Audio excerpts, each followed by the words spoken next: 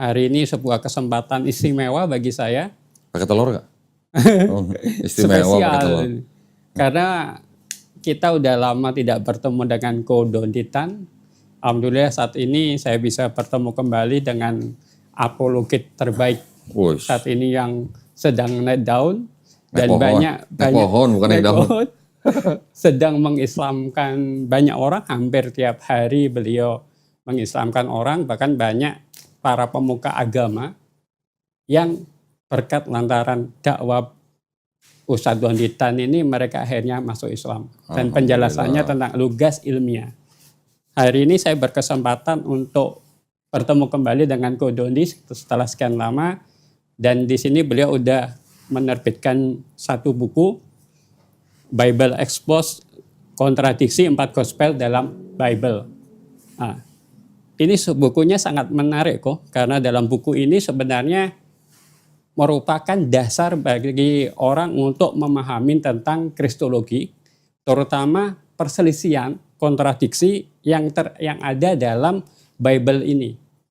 Sebuah kitab suci harusnya tidak ada keraguan di dalamnya. Jika di dalam sebuah kitab suci itu terjadi pertentangan antara satu ayat dengan ayat yang lain, maka itu tidak bisa dianggap sebagai kitab suci. Yang ingin saya tanyakan kok, latar belakang dari penulisan buku ini seperti apa? Ya, Assalamualaikum warahmatullahi wabarakatuh. Alhamdulillahirrabbilalamin. Wassalatu wassalamu ala rasulillah. Kalau ditanya latar belakang. Ya. Latar belakangnya karena saya ingin mendapatkan jawaban ketika saya ditanya kenapa saya masuk Islam. Ya. Salah satunya ini. Gitu. Ini ya. Nah, salah satunya jawabannya adalah ada di dalam buku ini. Jadi buku ini memuat daftar yang saya bikin dalam bentuk tabel, ya. Daftar dalam bentuk tabel, isinya apa? Isinya adalah kontradiksi-kontradiksi yang ada di dalam Bible. Tapi karena di dalam Bible-nya Kristen itu ada aturan, tidak boleh mengutip ayat dalam buku ini, dalam Bible ini, kalau untuk komersil maksimal 500 ayat. 500. Kalau untuk non komersil 1000 ayat. Nah, jadi makanya total kontradiksi yang udah saya bikin ada kurang lebih 275 kontradiksi. Satu kontradiksi itu saya bandingkan bisa minimal 2 ayat atau 4 ayat, ya bahkan bisa lebih. Jadi karena ada aturan yang di Bible, makanya 275 kontradiksi ini saya bikin menjadi beberapa volume. Nah, volume yang pertama ini saya ambil dari yang khusus 4 gospel aja, Matius, Markus, Lukas, Yohanes. Karena kan ya memang dasar daripada iman Kristen kan diambil dari Perjanjian Baru, ya. Walaupun kita bisa membedakan 4 gospel dengan surat-surat Paulus, tapi di dalam 4 gospel pun masih ada kontradiksi. Jadi ini yang pertama kali saya luncurkan di volume 1. Nanti volume 2 dan seterusnya itu mulai dari Kejadian sampai Wahyu. Nah, gitu ya. Jadi kalau ditanya latar belakangnya kenapa? Latar belakangnya adalah saya ingin membuktikan, ya. Saya ingin memperkuat keputusan saya ketika saya masuk Islam karena A, B, C, D, E. Salah satunya adalah ini, bahwa di dalam kitab saya yang dulu, Bible, ternyata, makasih Heri, ternyata di dalamnya banyak terjadi kontradiksi. Ya, gitu ya.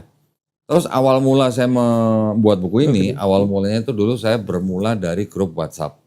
Nah, dulu ketika saya menjadi penerjemah di sebuah channel, namanya channel SC Dakwah Nusantara.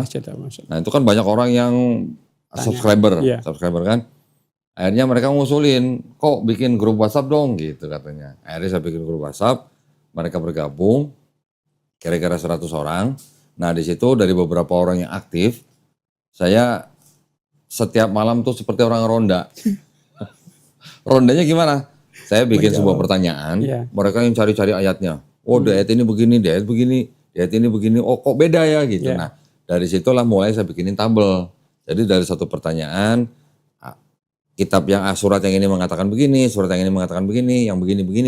Sampai akhirnya kelihatan kita tidak perlu menafsir ayat-ayat itu, dengan membaca aja udah kelihatan bedanya. Gitu. Ya karena di situ mungkin aja masalahnya A, tapi ayat ini bicaranya si B yang melakukan, yang ini ayat ini si C yang melakukan. Atau mungkin nama tempatnya juga beda, bisa juga kan. Tapi masalahnya sama gitu, isunya sama. Nah itu saya rangkum semua ternyata akhirnya ngumpul 275 kontradiksi. Kontradiksi. Nah, Gitu latar belakangnya, Iya. gitu ya. Iya. Terus ya mungkin tambahannya gini, saya juga ingin memberitahukan kepada publik, tapi secara akademis ya, Iya. bukan secara lompat pagar gitu, enggak. Saya membukukan ini dalam bentuk tabel tujuannya supaya orang tidak perlu menafsirkan kitab suci orang. Iya. Ya, cuman baca aja udah tahu nih ada perbedaan.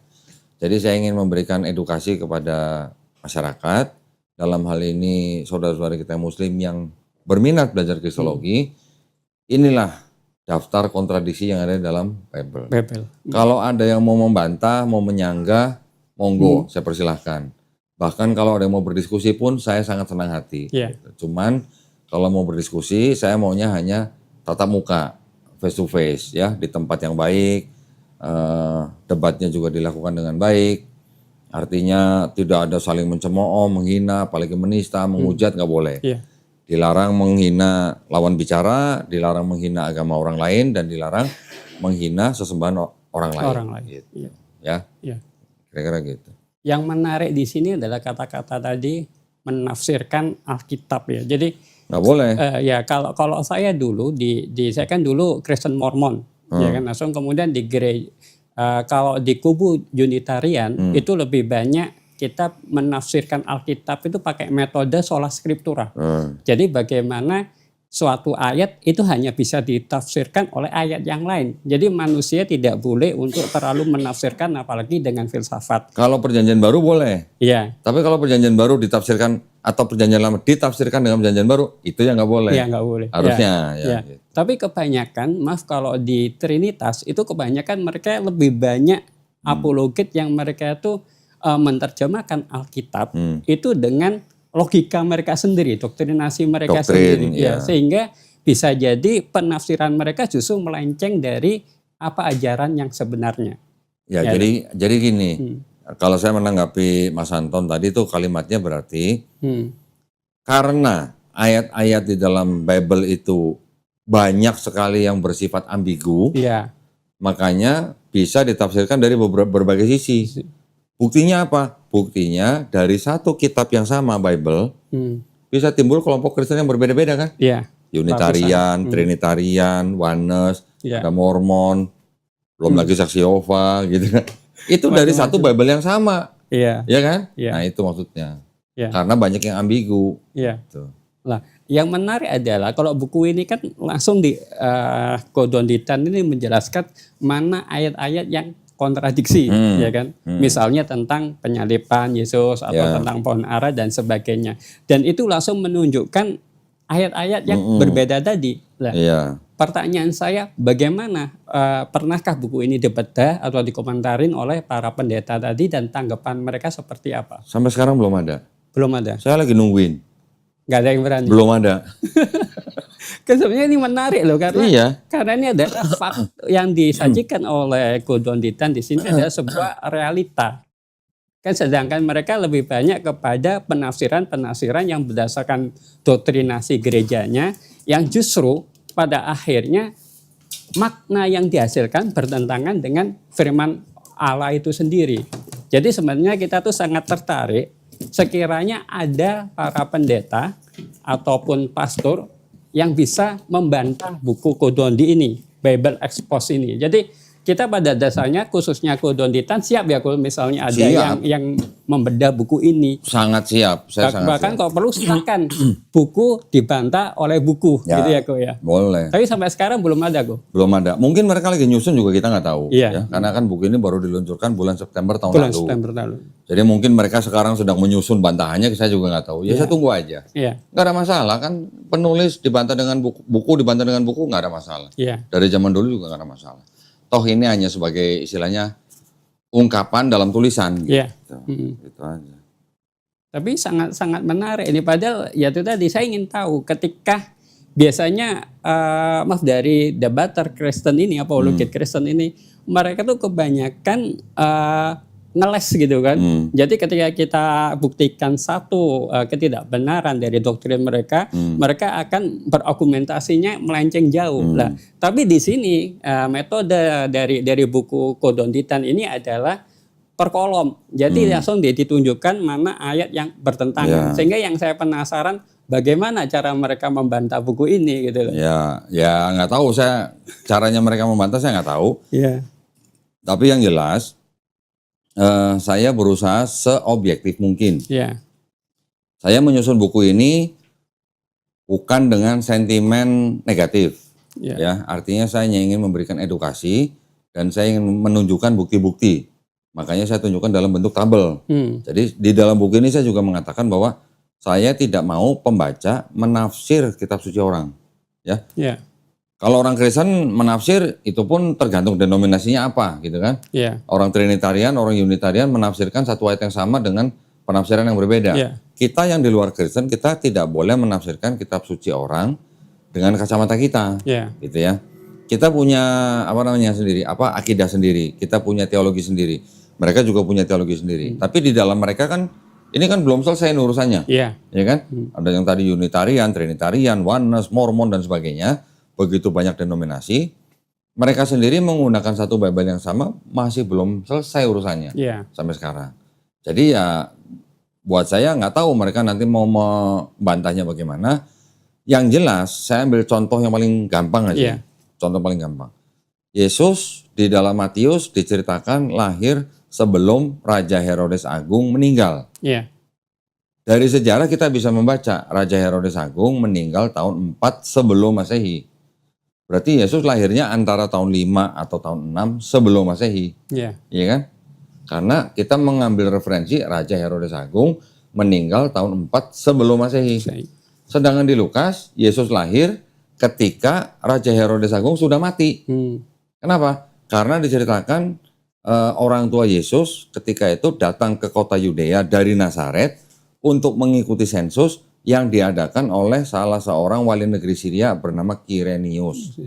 Kirenius berdasarkan buku sejarah menjadi wali negeri Syria dan mengadakan sensus itu di tahun 6 Masehi. Ketika dia sedang ditugaskan untuk melucuti anaknya Herodes Agung yang bernama Arkelaus yang menggantikan bapaknya dilucuti untuk diturunkan jabatan. Tahun 6 Masehi. Yesus lahirnya antara tahun 6 atau 5 sebelum Masehi. Jaraknya udah 12 tahun. Bukunya saya ada, buku sejarahnya maksudnya. Buku sejarah. Bahkan informasi dari Bible sendiri juga ada.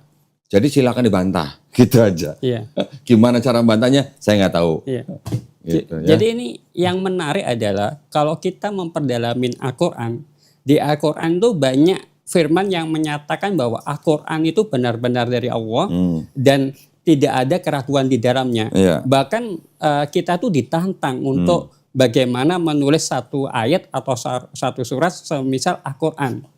Banyak penelitian bahwa Al-Quran itu memang dia tidak bertentangan antara satu ayat dalam Quran dengan ayat yang lain di dalam Quran tadi gitu.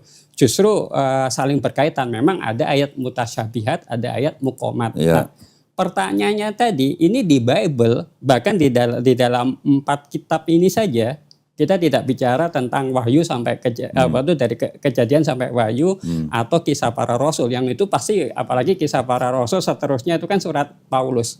Nah, ini dari 4 kitab utama dalam gospel ini, Matius, Markus, Lukas, Yohanes. Dalam buku ini Kododitan udah membahas banyak pertentangan. Dari tahun kelahiran aja berbeda, silsilah berbeda. Pertanyaannya, ini membuktikan kitab suci atau bukan? Ya kan? Yang kedua, berarti sumber kebenarannya dari siapa? Kalau dari Tuhan, dari Allah yang esa, nggak mungkin ada pertentangan dalam Bible ini. Gitu. Ya kita mengetahui lah ya, Bible-nya di kalangan Kristen itu kan memang kalau mau dirunut berapa lama kitab itu disusun, siapa yang menulis, itu memang dikatakan Bible itu disusun dalam rentang waktu kira-kira 1.500 tahun. Ditulis oleh kira-kira 40 penulis. Walaupun ada 5 surat di dalam Bible itu yang tidak diketahui siapa yang nulis. Hanya rekaan saja mereka menyebut surat ini ditulis oleh siapa, itu hanya rekaan saja, dugaan. Itu adalah tradisi mereka. Tradisinya Kristen. Tapi ketika dari sekian banyak buku atau surat yang tergabung dalam satu Bible itu ternyata banyak kontradiksi, Kalau mau ditanya ini kebenarannya di mana? Ya bagaimana mau bicara kebenaran? Soalnya kalau Bible itu diklaim bahwa itu ditulis atas inspirasi Roh Kudus, Iya. begitu banyak kontradiksinya, ya. Dan juga, nah ini sekalian aja nih, saya pakai alat peraga nih. Iya. Ketika kita melihat Bible-nya orang Kristen, Iya. di sini ada yang namanya Perjanjian Lama, Perjanjian Baru, ya kan? Orang Kristen klaim bahwa ini semua ditulis atas inspirasi Roh Kudus. Iya. Ya. Sedangkan dari 2 surat yang ada di sini, ini contoh nih ya. Iya. Yang lain ada sebenarnya. Saya ambil contoh aja. Di surat 1 Raja-Raja dengan di surat Yesaya. Pasalnya saya nggak ingat lah. Tapi ada kira-kira puluhan ayat yang persis sama, plek sama. Kata-katanya sama, tanda bacanya sama.